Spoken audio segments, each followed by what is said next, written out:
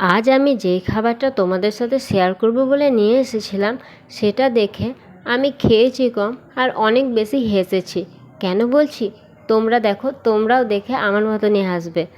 দেখো, এই যে আমি এই জিনিসগুলো তোমাদের সাথে শেয়ার করব বলে নিয়ে এসেছি, এগুলো অনেক বেশি কিউট লাগছিল।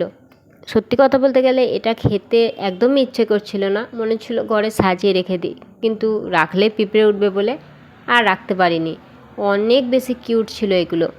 এগুলো দেখতে কীরকম ছিল সেটা চলো তোমাদেরকে দেখিয়ে দিচ্ছি। দেখো কত কিউট, তাই না? পুরো ছোট্ট ছোট্ট কুমিরের মতো এত সুন্দর লাগছিল, মনে হচ্ছিল ঘরে 4-5টা এভাবে খুলে সাজিয়ে রাখি। আর সত্যি কথা বলতে গেলে এটা খেতেও অনেক বেশি সুন্দর ছিল।